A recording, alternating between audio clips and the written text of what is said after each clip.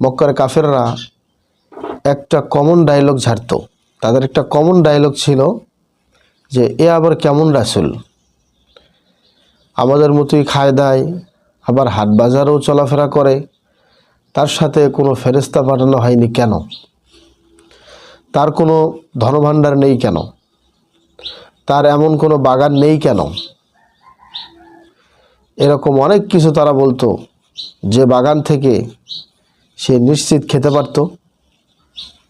এখন তো সে না খেয়েও থাকে, তো রাসূল আবার না খেয়ে থাকে নাকি? আর সে যেই কিতাবের কথা বলছে সেটি আর কিছুই না, আগেকার লোকদের কিসসা কাহিনীতে ভরা। এই ডায়লগের মাধ্যমে তারা একই সাথে কোরআন, আল্লাহর রসুল এবং তার দেওয়া সূরা শিক্ষাকে তারা মিথ্যা বলতো। মেনে নেওয়া তো আরও দূরের বিষয়। এর পরিপ্রেক্ষিতেই এই সূরাটি নাজিল হয়। কাফিরদের তোলা প্রত্যেকটি আপত্তির জবাব আল্লাহ তাআলা এখানে দিয়েছেন, বুঝিয়ে দিয়েছেন। ফুরকান তথা সত্য মিথ্যার পার্থক্যকারী এই কোরআন নিজেই ফুরকান। তাই একে মিথ্যা বলে বেরিয়ে যাওয়ার কোনো সুযোগ নাই।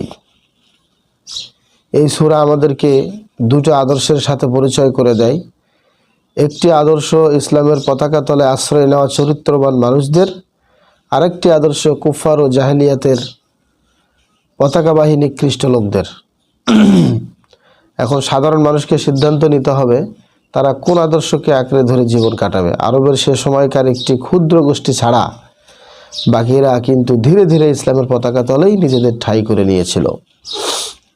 আসলে মূলত আল্লাহ তাআলা এই সূরাটি নাজিল করেছেন এই জন্যই যে এই যে মক্কার যে কুফার মুশরিকরা আল্লাহর নবীকে এত কিছু বলতো, এইগুলির পরিপ্রেক্ষিতে